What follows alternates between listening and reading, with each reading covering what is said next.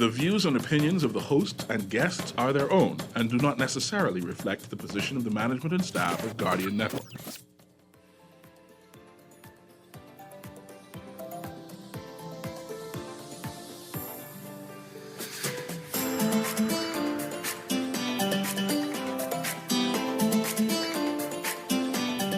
Good morning and welcome to Guardian Radio AM. Today is Monday, August 19th, and a little after 11 o'clock in the morning. Once again, this is C.A. Newry, and I shall be your host for today. Today we have Ministry of Culture. That's Ministry of Culture, right? I just realized your mic is not in front of you. Yes, Ministry of Youth, but no, you specifically culture. Yes, that's what we're good. We have the Assistant Director, Miss Portia Sands, here again. I'm always excited when she's here because she's always announcing some big thing the Department of Culture is doing. I call it Ministry of Culture, and Aaron and I keep on debating on whether I should call it Ministry of Culture or the Department of Culture, but I like saying big things. Culture is big business. So if I say it's a Ministry of Culture, people will, but the entire ministry is Ministry of Youth, Sports and Culture. And Miss Sands is the Assistant Director of Culture there. And she's going to be telling us about this big thing that they did recently. But before we do that, right, I wanted to conclude the conversation that we're having on the On the Clock show with Erin Green regarding grades. Because I did ask Erin, what should we be doing, right? And I didn't want to leave that in the air because I know a number of people were listening. And we mentioned that we may be able to speak on it. We've been receiving poor grades for decades now. Mm-hmm. When I say for decades, over BGCSE is now 31 years now. 31 years later, we seem to be feeling. And I can use the word seem because I don't like blaming people, right? Mm-hmm. So I can use the key word here, seem to be feeling. And I want to know, what can we do to improve this grade level? Because we always saying that it is what it is, right? The Ministry of Education always trying to explain, well, we're improving incrementally, right? Smallly, but we're improving. But we can't be satisfied with 7%. We can't be satisfied with 10%, especially when around the world people are at 90%. Mm-hmm. And we can't be satisfied with a D. So the first thing is to stop saying that the D is satisfactory. Okay. If you keep saying it, then you're going to create that in people's minds that I don't need to work harder. So now we need to establish what is the satisfactory grade that we want our minimum student to have. Just throw the grade. What is, okay, you get that I'm satisfied. None less than a B minus.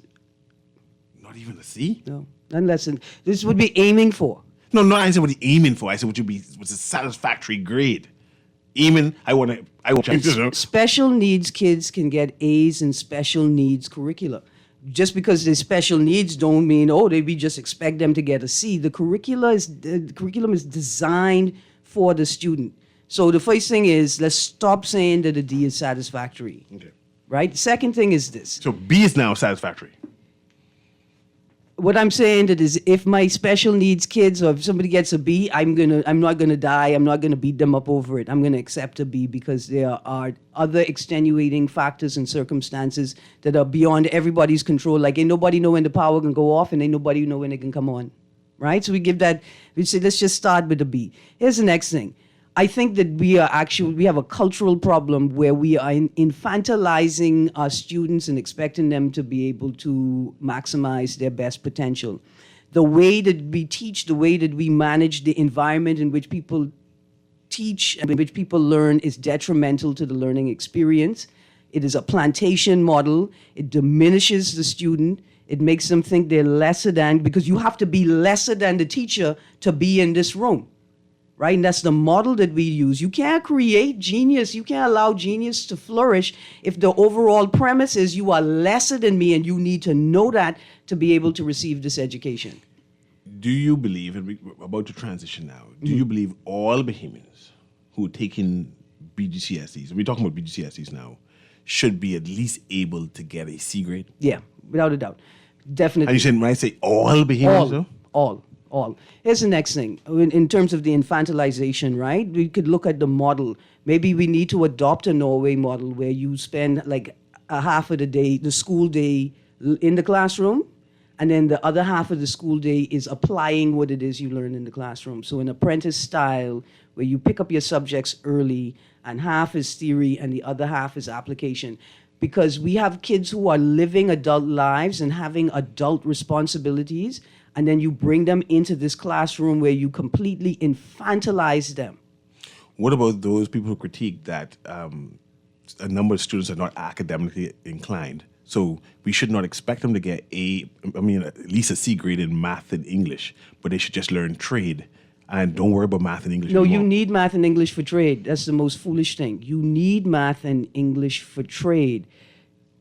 Just because they're not academically inclined, it doesn't mean that they don't take math and English. It means that you don't expect them to take calculus 301 and pass. That's what it means. But that student in that technical vocation course will be using elements of calculus 301 that are broken down and brought to them in modules that they could understand when they in that mechanics course, right? Like, you have to understand how torque works so that you could understand why you need to fasten the tire properly, because if you don't, the tire gonna fly off while the people them taking the curve.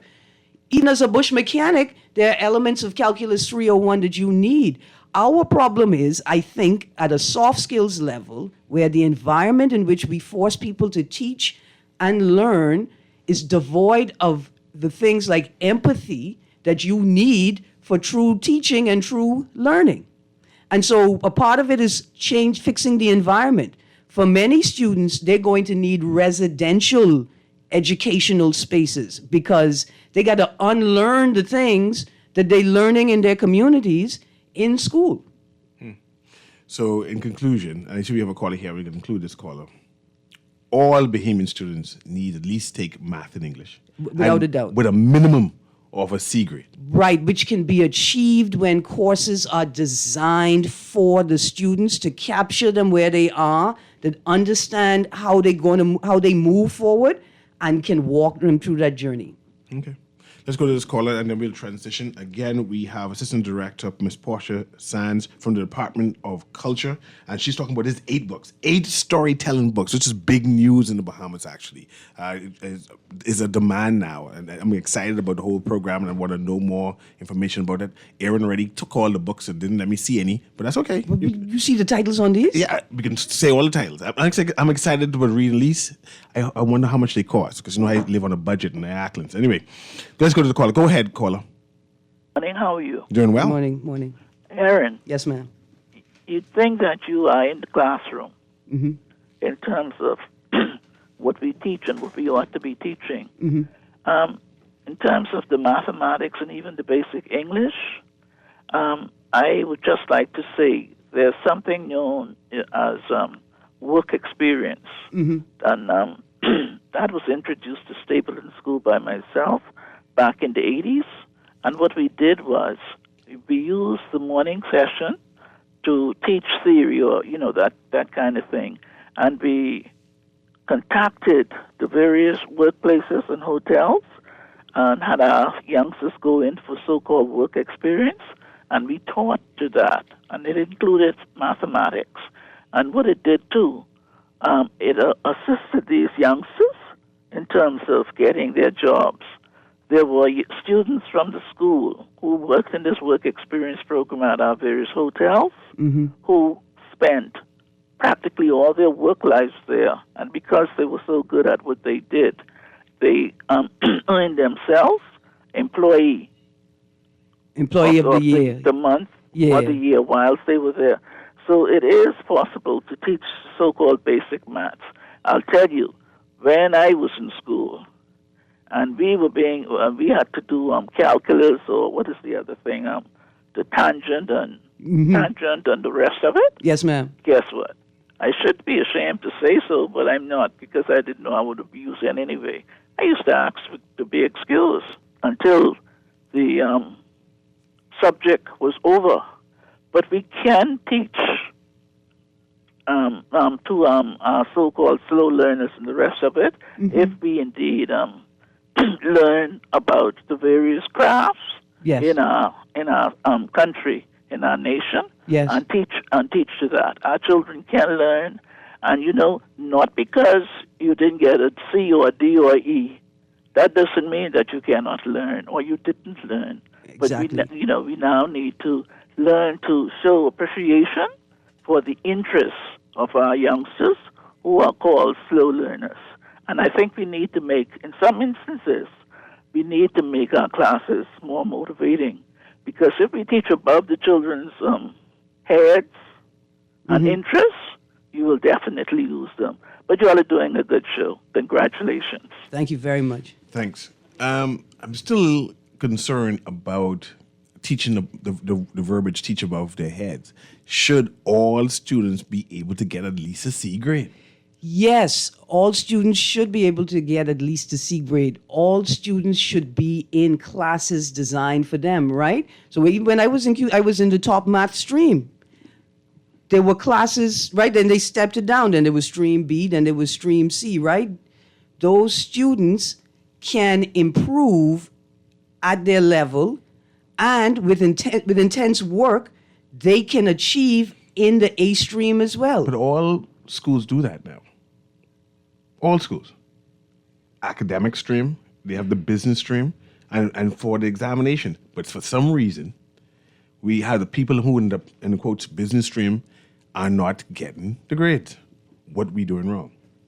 And when you say business stream, it suggests to me that that's all they teaching them. They teach them to go to the core level, the C grade.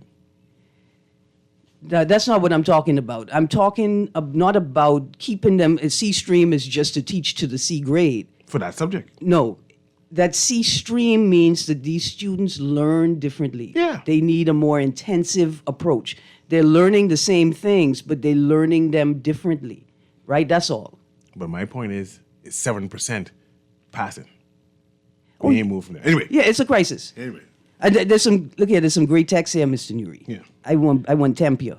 Read the text and then Just this quickly. It says, quickly. Aaron, even though I know you don't want to hear this, do you think that the language barrier, because of the influx of French-speaking migrants, No. right, No, is no issue.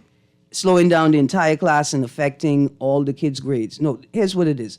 Poor class management, resource allocation is the problem. Multi-language speaking students actually improve the learning experience in a space when the space is properly designed. So what it is that there's a definite sign of crisis because we haven't seen the value or been able to take advantage of the presence of bilingual, of multi-language speaking students. We didn't seek out the teachers fast enough to incorporate that, because all of your students then could have been speaking 2 languages minimum until they reached the point where they could now say, hey, I have a basic grasp of French and Creole. Now I could focus on Spanish. We missed an opportunity to provide or create a better learning experience across the board because of a lack of empathy. Good. We have one more caller there. And then I can take a picture of the text and send them to you Okay. for further conversation at another time. Go ahead, caller. Yeah, good morning, Mr. Newry. Good morning, Ms. Green. Morning. Yeah, I beg to differ with that ideal. We're not looking at numerology. We don't have any data saying that the migrant crisis isn't affecting the educational system, because I live in the inner city, right? Mm-hmm. And I'm 60, and I know a lot of them. And they are no smarter than any Bahamian. A lot of them drop out of school. They're absorbed into the gang culture. And so it was more of them than us. Why can't they be contributing to this? Another contributing factor, something you mentioned, is very crucial: the environment, the gang culture within the schools, that we are downplaying and not acknowledging the severity of the gang culture in creating an environment that's not conducive to learning. And this is what I'm speaking about. Another elephant in the room that I'm hearing is the fact that for years they've been saying there was only a 50% graduation rate within the government schools. Now, when I left F.C. McPherson in grade 7, and I went to St. John's, I been in the classrooms that I never learned Latin, and I was doing Spanish at F.C., but I had problems with Latin, but by grade 9 I was getting A's. So every year I did better. My last year in high school was when I did my best. So it doesn't, in other words, education, I am of the ideal that education is a two-edged sword. It actually infuriates people and it makes people feel superior, and then they use their education to suppress. So people hear me on the airways thinking, and that's by somebody accused me of knowing it all, right? That's BS. And that's why I read a lot. So education continues after even high school. So you guys are talking about certain things like tangents and trigonometry, etc. But what about continuous fractions and integers? There's a lot. Math is very complicated. Some of it is not applicable, right? but just give us a break. But what about the fact that 50% is not graduating? What about the potential of these young men? Some of these guys are very intelligent. I conversate with them, and I'm surprised that the common sense they use when their knowledge stops. So you don't have to be smart, You could just use logic and common sense. And apparently a lot of us are not doing that. And our politics, see, people say don't blame the government, but when you look at it, why did we allow this to happen? We see a 50% not graduating and 50% graduating within the government schools. We see the disparity or the educational divide, even the digital divide as far as government schools and private schools, even as relate to logistics and armamental for chemistry and biology and all these different things in the lab. Those government schools are inferior in some ways. It's just a losing battle. Give thanks, man. We don't acknowledge the truth. That's our problem. Okay. Let's transition. I sent a screenshot. So their text is, Mr. Newry has captured the screenshots to continue the conversation at another time. Yes. Assistant Director Portia Sands, welcome again. Thank you so much for having me. Good. It's always good when you're here, and we're talking culture now. You got 8 books published. Something big happened at the ministry, the part where the program allowed 8 books to be published. I want to hear about what this program is about. Okay, so every summer we have summer program. Our ministry put on summer programs. And for the past several years, the Department of Culture we've expanded our focus. And one of the areas we recognize that has been neglected was the literary aspect of our culture. And so we have made great efforts to expand in that area. So what we've done over the past 2 years was we took on young people. When you say young people, how old is it? Age 15 and up. And we've asked them, do you want to write during the summer? Well, most of them don't want to write during the summer. It reminds them of school. But there are some who really like to write. And so this year we offered it as an apprenticeship program. We will pay you to write. Okay. Nice. And your pay, not anything exorbitant, but, some nice little summer money. Mm-hmm. And it was based on your qualifications. You have to have, the prerequisite is at least English BJC. Okay, because we don't want this to be a struggle. We want this to be, somebody who know the fundamentals. And so we actually had two groupings. One was writing for film, script writing for film, and then the other was storytelling and writing. The group that did script writing for film, they did a group script and then they did individual scripts. And from the group script, we did a beautiful script. It was so beautiful. It was about bullying and all of that. And so those persons, they walked away with their bound script in hand. And that's, we did it last year as well. This year, we pushed our storytelling and writers to publish books. And that's the 8 books that you see now. Why did you push them to write books? Because a lot of times we write, and the writing, there's no goal in mind. You write and say, oh, that was a nice story. And it's placed on the shelf somewhere. The paper gets lost. Nobody remembers it. But we have to, we need to have a focus, a reason for writing.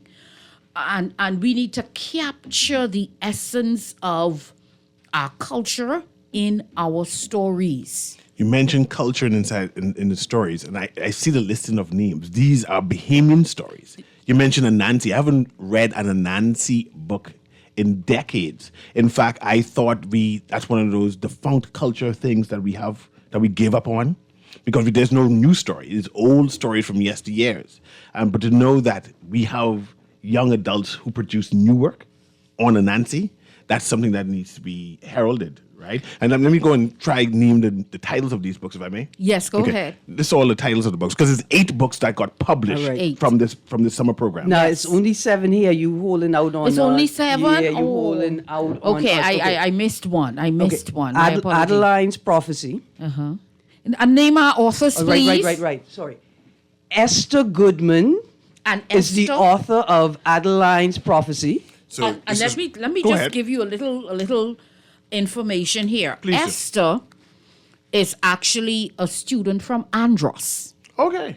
When we went to Andros for the National Arts Festival at Huntley Christie High School, Esther sang a song.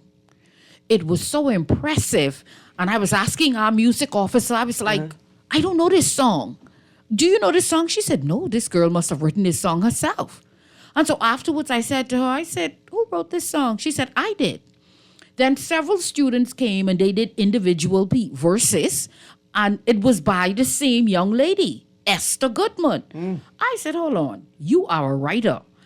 Are you able to come to Nassau for the month of July? You have somewhere to stay? She said, yes, ma'am. I said, you're going to be in my writing program. There you go. Give Love opportunity. it. So let's read the excerpt on the back of the book. This is Adeline's Prophecy by Esther Goodman. Yes. Blurb. They call it blurb. They call it the The blurb. blurb, yeah. blurb. Yes, yeah, yes, I, yes. I learned that. Yeah, blurb. Yes. Go ahead. Adeline is a young girl with an extraordinary gift. She can see how people will die, or so she thought. As we follow a snippet of her life, Adeline struggles with the weight of her gift and her desperate fight to save a classmate who has become a dear friend. As the story unfolds, she discovers her abilities are even more profound, allowing her to feel the pain and inner turmoil of others. Adeline's Prophecy is a gripping tale and the true power of Adeline's Prophecy. And the book is called Adeline's Prophecy by Miss Esther Goodman. You know how old is she? She's a Esther- student? Yeah, she just graduated in June. It's about 17, Basically, 18. yeah, 17, 18. She have her own book. Yes. Nice. Okay. What's the next book? The Height of a Dream by Devanya Mackey. Okay, let's see. Any information on Devanya Mackey? Devanya, I think she's also a high school graduate. Yes. All right. Most of them are high school Like graduates. 12th graders just graduating. All right. Dallas, a 4'11" basketball prodigy from Eleuthera, Bahamas, dreams of playing in the NBA despite his short stature. Battling bullying and strict height requirements for his high school team, Dallas resorts to using height-increasing insoles to pursue his passion. Along his journey, he faces numerous challenges and learns valuable lessons about authenticity, perseverance, and the true measure of an athlete's worth. The Height of a Dream emphasizes that passion, determination, and character are more important than physical attributes in achieving one's dreams. And all of these books seem to be centered in the Bahamas. It's taking Yes. place in the Bahamas. Yes. Well, where can I purchase these books to make sure patronize these Bahamians, these young Bahamians? Yes, and I want to say that even though they were done in our program, they have the copyrights to their own material. So they own this book. They own their books. It's good stuff. Yes, and the books they're available in the All Bahamian Bookstore through the pages. It's downtown. It's, I think, about 3 or 4 doors east of East Street. Okay. So when the book is sold, they get the money, Yes. but y'all publish it. So when you buy Miss Sands these books, because I taken the set here with me to the hospital, I need reading material. You know where to go. Yes, I know where to go. All right. Janelle Williams is the author of Renewed Farewells. Nicholas is a down-on-his-luck office worker who once had big dreams. Now he spends his days in a depressing work environment, unable to muster the will to strive for better. However, everything changes when Nick is presented with a sudden opportunity to pursue his dreams and perhaps find love along the way. Follow Nicholas Freed on his emotional journey through the highs and lows of chasing hope in a world that has lost its luster. Renewed Farewells is a poignant tale of love, loss, and the bittersweet pursuit of dreams. So was there some kind of mentorship during the program? Like, how do we move these young adults to be good books and to be able to be published? Definitely. We had an excellent facilitator. She herself is an author, And I think she did a fantastic job guiding these young people along. And they were so excited about it. They're already asking about next year internship program. The possibilities. And they got paid. And they got paid. So this is A Strange Encounter by Cameron Hall. It's a boy. Oh, yes, we had some males. Okay, nice. In the Amazon rainforest, a wealthy, entitled man faces a life-changing encounter with a desperate, impoverished laborer. This unexpected clash forces both men to reevaluate their values and priorities. As power and privilege shift, they learn that survival and resilience define true strength. A Strange Encounter is a gripping tale of transformation and the stark realities of human nature. I remember being stuck in the Andros rainforest once. It's a reinforcing Andres. Yeah. Like a pine forest. I mean, but it was wet. It was raining. Pie Yeah. supposed to be dry. This is a rain one. It was wet. No. Yeah, some of them are It's be wet. wet. Yes. You lucky I get out the rainforest, Mr. Newry. I'm glad you didn't go missing. I did spend some time in the rainforest in Suriname. It was fascinating. Okay, so the next book is Maisha McPhee, The Everything Fairy. In a magical realm where each fairy possesses a unique talent, young Xena feels like an outsider for not discovering hers yet. When her sisters vanish under mysterious circumstances, leaving only a footprint, Xena gathers their gadgets and sets off on a daring journey to Fairy Island, a fair. T-I-L-D, to seek help. Alongside her Fae turtle companion Tulu, Xena navigates challenges and uncovers secrets that lead her closer to her sisters and a surprising revelation about her own abilities. Through bravery and determination, Xena learns that even those who feel overlooked can possess extraordinary potential. So, Miss Sands, how did these students choose their topics? Because these are nice topics, adult topics, mature topics, right? And to know that young people to select their topics and write their short novel, right? Short stories, Bahamian short stories. How did that happen? We encourage them to write about what they know or what they're familiar with. There was no coercion in terms of what you must write. Mm-hmm. We just gave them the freedom to write. We gave them the template and guided them along. And listen, a lot of them already came with the stories in their head. Mm-hmm. Or with a short outline. A lot of them already came with a character that has a, they has already a life came with already. something, Yeah. correct. And so we just gave them the opportunity to sit and to write, To create. and to get feedback from their peers. The books have extraordinary graphics. How did that come about? The publisher has been very instrumental in assisting with the covers, the graphic covers. And who was the publisher? Was it published locally or we sent it abroad and then brought back to the Bahamas? It was the layout and everything was done here, but the printing itself was done abroad. Okay, the next book, Tides Are Rising by Catherine Lloyd. Amidst a world engulfed by rising seas, a solitary hill stands as a final refuge against the encroaching waters. That's why it was going to be Morgan's Bluff or Como Hill, one of them too. On this precarious outpost, a young boy lives a bleak existence in the ruins of his home, documenting his days in somber journal entries. His pessimism is challenged when another boy arrives, a displaced newcomer with an irrepressible spirit. Despite the desolation around, he wrestles with his skepticism as the two forge an unlikely bond amidst their final days on the hill. Waters of Time is a poignant tale of resilience, friendship, and the enduring hope found in the face of inevitable change. Tides Are Rising. By Catherine Lloyd. By Catherine Lloyd. Every year, the BGCSE and the BJC has a top writer, or top for the essay. Mm-hmm. I mean, every so often I know SAC has released their stories for their top essay writer for the BGCSE and the BJC. And you're looking at these Bahamian youths and say, man, these are impressive They could write stories. Even the facilitators were impressed. Mm-hmm. You know, they were like, these young people, they make our work easy. Mm-hmm. They could write. But there are a number of Bahamians who say, man, being published is hard. No, it's being not. published is hard?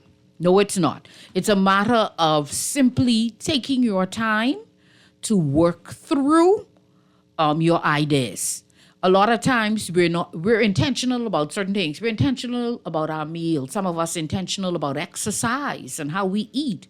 Let's be intentional about writing. You always hear a Bahamian saying, man, I could write a book. Why don't you? Hurry up, write it. Yes, be intentional. This Tides Are Rising by Catherine Noyce, a thick book. Now, Catherine actually has an idea for an entire novel.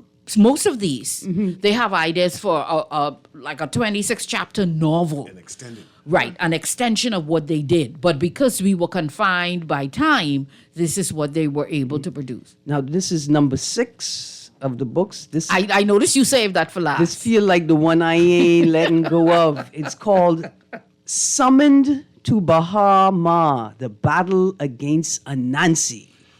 See, By anything Michael about Stubbs. Anansi, I'm excited. And congratulations to Michael Stubbs, whoever he is, right, Let for me- choosing this subject, this title, Anansi. Let me give you something about Michael.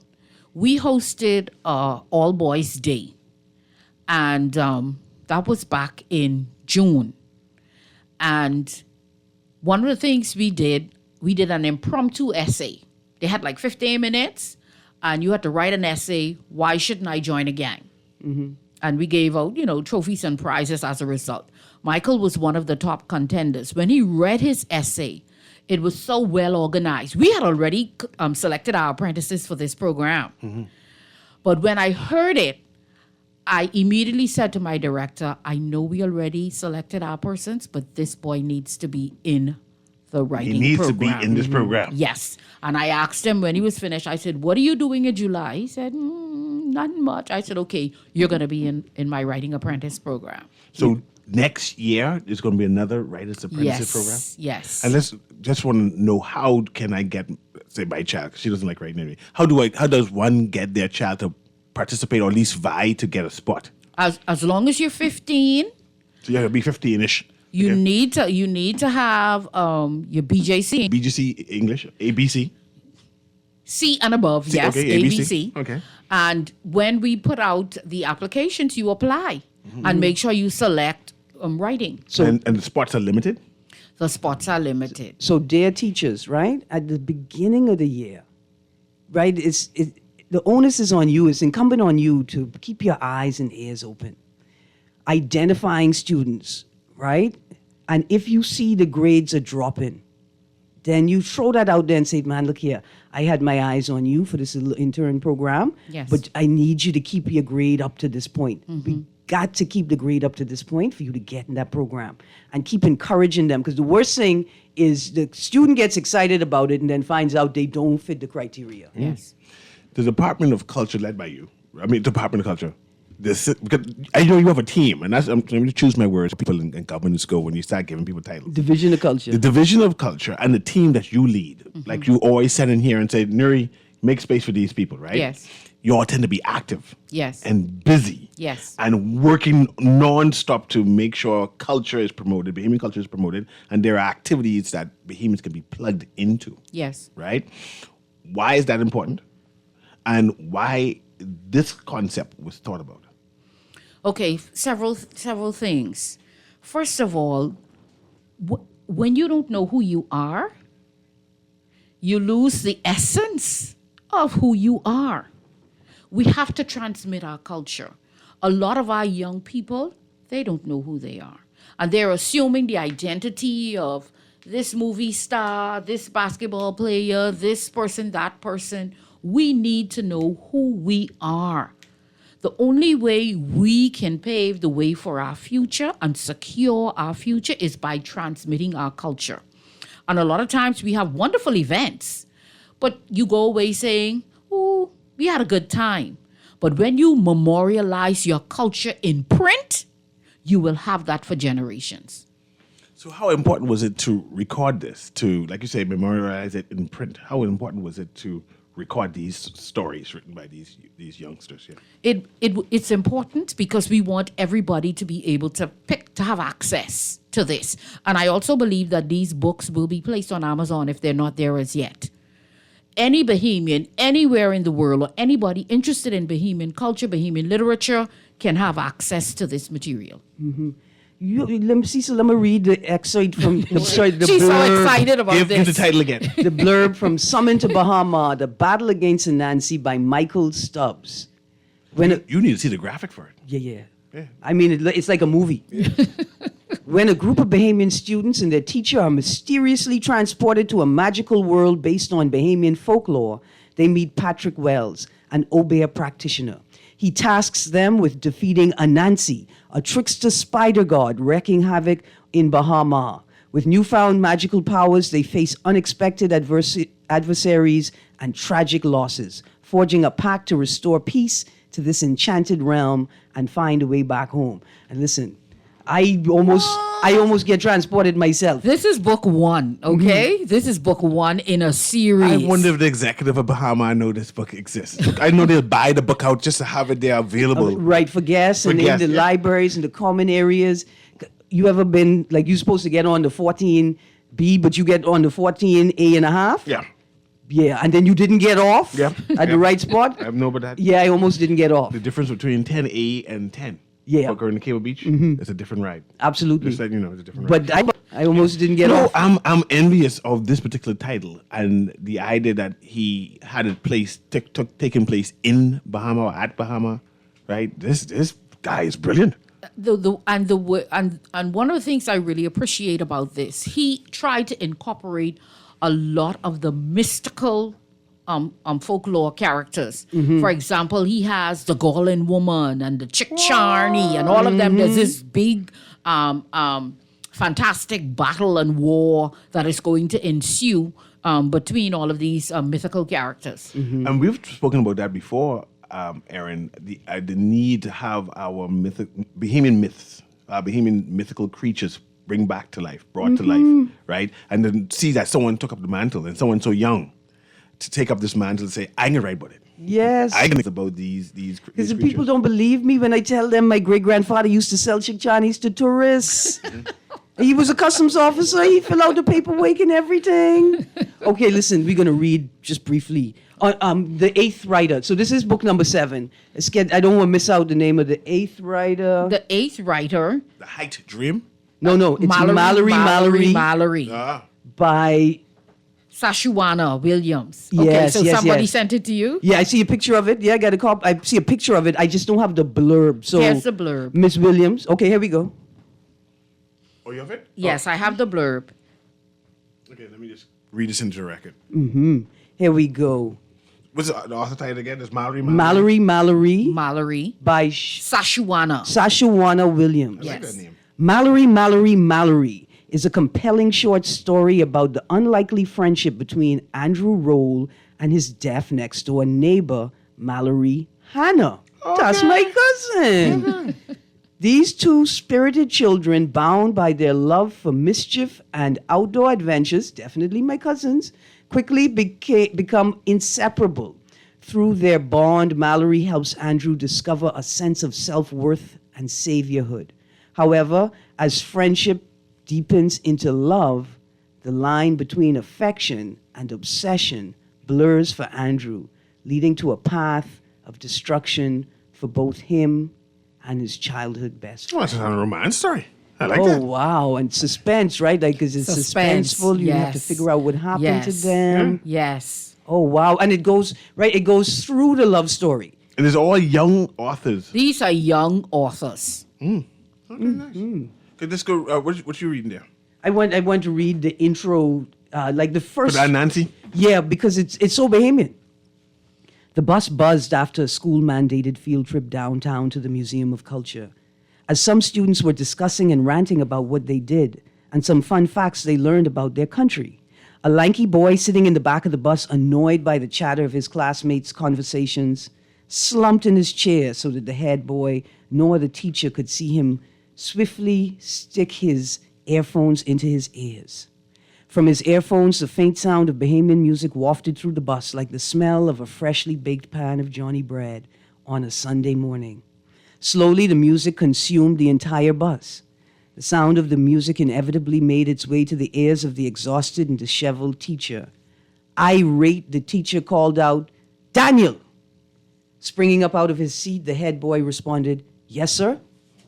Slightly shocked by how quickly Daniel appeared, the teacher jumped, irritatingly saying, "Find the source of that music and tell the owner to turn it off." Believing the music wasn't a problem, Daniel retorted softly, "But Mr. Gibson, sir, it ain't even loud." And cutting Daniel off, Mr. Gibson exasperatedly proclaimed, "I didn't ask if it was loud or not. I said to find and turn off the music." Defeatedly, Daniel responded, "Yes, sir." In search of the music, Daniel walked down the aisle, walked down the aisle. I'd reading 2 pages ahead. This is a freshly printed book, Mr. Newry. Down the aisle of the bus. The further down the aisle he went, the louder the music became. So he knew he was getting closer to the source. This continued until Daniel reached the back of the bus. The music crescendoed, and when he found the culprit and source of the music, the school's resident band leader, Kelsey, who fell asleep in the back of the bus listening to his music. As Daniel was about to wake Kelsey up, a voice inquired, "What you doing?" Curious, Daniel turned around to find the source of the voice. "If you must know, I'm waking him up so he can turn off his music, like Mr. Gibson say." As Daniel turned around, he recognized the face behind the voice as Kelsey's girlfriend, the school's star athlete, Marquel. As confused, Marquel retorted, "But why, though? It ain't bothering nobody." Resigned, Daniel explained, "I know. I tried telling Mr. Gibson that, but he didn't care. He's still telling me to turn it off." "That makes no sense at all," Marquel grumbled, "but all right, let me wake him instead." Curious, he asked, "Why?" "'Cause he could get real vexed and lash out," she warned. Assuming she was joking, Daniel chuckled lightly. "I'm sure I'll be fine. What's the worst he could do?" Daniel confidently turned around and proceeded to sit Kelsey's limp body up in the chair and try to wake him up. As McQuell sat behind him as quietly as a mouse, knowing what would happen, well, Kelsey awoke. Daniel tapped Kelsey on his shoulder and waited a while, but nothing happened. Confused, he turned his head back to look at Marquel, who shrugged her shoulders with a mischievous grin plastered on her face from ear to ear. Annoyed, he sucked his teeth and turned his head back to face Kelsey and started slapping his cheek. He started soft, but then gradually increased the intensity when he wouldn't wake up. After a minute of tapping him, Daniel steeled his nerves and slapped Kelsey as hard as he could. Kelsey arose and his fight or flight reflexes kicked in immediately, and he punched the closest thing to himself, which unfortunately happened to be Daniel. Blood dripping from his nose, Daniel yelped in pain. Kelsey scowled at Daniel. "Move, boy. I don't want your blood on me." Angrily, Daniel shouted, "Boy, you's the reason my nose bleeding now." I just imagine Baintown woman playing in the background from the headphones. Great visuals. Yeah, that was Great fantastic. visuals. And to know that these are young adults, They Bahamian could adults. write. Yes. They could write. I think this is the second time that, like I know of, recent time, that you have produced books, published books in recent time, right? Is there any grants? Are you have a target audience, target people who you want to publish books? Or is this for adults too? Because I know you target youth, right? Yes. Youth, sports, and culture. Yes. So if I'm older school, is this program for me? Or you right now, you're concentrating on Bahamian youth? Okay, so there are several things that we have. We do have a small grants program where we give you a small amount of funds to assist you with publishing. If you're an adult and you're writing a book, or you've completed your book, and you're ready to publish, you can apply for a grant. Okay. So we do assist persons in that regard. Now our focus in the next year or so is novel writing. We find a lot of persons apply for grants to publish devotionals, motivational books. I didn't even know you all have a grant program at Ministry of Culture. Poetry, short stories. But we want to increase the number of Bahamian novelists. Books, real writing books. So we have a program that we're trying to coordinate, and if you are out there and you want to write a novel, you need to make contact with us because we have something coming up. Numbers to call? You got a number very quickly? Yes, 502-0601, and you can ask for Miss Sands. Okay, we're going to take a short break coming and we conclude with some more information about how to participate, right? Especially for next year. This is Guardian Radio AM. We're talking to Miss Portia Sands, Assistant Director of Culture at the Department of Culture, Ministry of Youth, Sport and Culture. We'll be right back. They just published 8 books after the summer program. We're excited about that. I won't get one of these books, or if not all 8. Anyway, we'll be right back.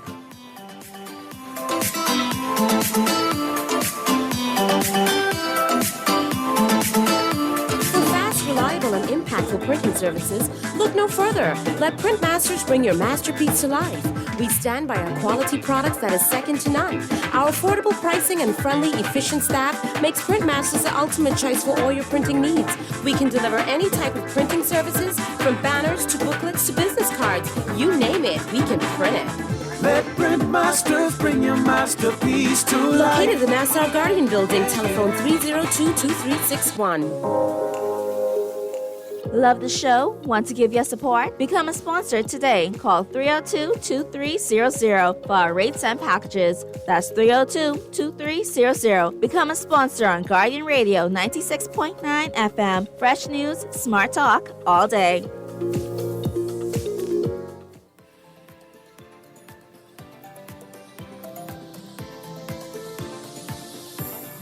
And welcome back to Guardian Radio AM, and we're talking to Assistant Director of Culture, Ms. Portia Sands. We're talking about the 8 books that the Ministry of Culture, Youth, Sports and Culture published, right? It was a summer program that they had, where they had about 15 people who applied, but 8 students actually participated, right? And they are able to publish 8 books. Give me the list of names again, Erin, quickly for me, please. Okay, here we go. We've got Tides Are Rising by Catherine Lloyd, Mallory by Sashuwana Williams, The Everything Fairy by Maisha McPhee, A Strange Encounter by Cameron Hall, Renewed Farewells by Janelle Williams, The Height of a Dream by Devanya Mackey, Adeline's Prophecy by Esther Goodman, and Summoned to Bahama, The Battle Against Anansi. And then I say Tides Are Rising by Catherine Lloyd. I gotta make sure I said that one Did you too. call Sashwa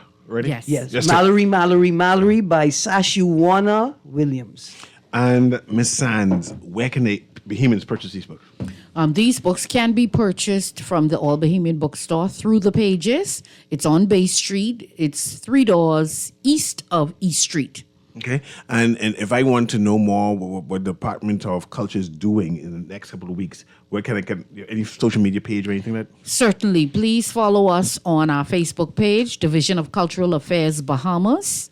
And we also post information on the Ministry of Youth, Sports and Culture Facebook page. Okay, and for the summer program, because now I know a number of people participate, and this is a summer program, right? Yes. I guess we can read about what happened this past summer, and I guess you'll update us on what's happening in the future. Yes, this program will be repeated for as long as we can. And so summer applications usually come out around April, May. So once you follow us on our Facebook page, we would post that information, and you got to just be quick. So y'all ain't having no Christmas writers short story competition? We're gonna have a number of things this Christmas dealing with. Well, December is National Cultural Heritage Month, and so we have a number of initiatives planned. But we do have about 3 things that we want to do for literary writing, specifically for literary writing. We're still putting some of it together, but certainly the novel writing series is one of the things that we want to be able to put out there. I'm thinking you need to have the same intern program for retirees, like how you do it for that category called youth, right from retiree age and up, so 65 to the 310 gang, and intern them, stipend them, pay them, and see how many short stories we can generate from that generation of people. I like Well, that. here's what we did 2 years ago. 2 years ago, we put it out there for anybody, a national anthology of short stories. And we gave we had more than 100 applicants. We chose about 38 pieces, and we put together a national anthology. And every person was given a stipend if we used their story. And where can I get that book? Through the Pages bookstore, same bookstore, as well as the National Arts Gallery store. Okay, the National Anthology. That's nice. Yes. I would hear quickly again about this grant. You're saying that there are grants that the Department of Culture Yes. gives out, and briefly explain that again for me. Okay, so we have two grant sessions. This one is open right now on My Gateway. Okay. Okay, right. on My Gateway. My Gateway. Okay, So you'd have to go to My Gateway and you have to apply. all right. It will close August 31st. It will reopen in January and will close the end of February. So Good. those are two sessions. That has been Assistant Director Portia Sands from the Ministry of Youth, Sports and Culture. Thank you very much. We'll talk again about these books again. This has been Guardian Radio AM with C.A. Newry. We now break for the news. Have a wonderful day. This is Guardian Radio 96.9 FM, Nassau, Bahamas.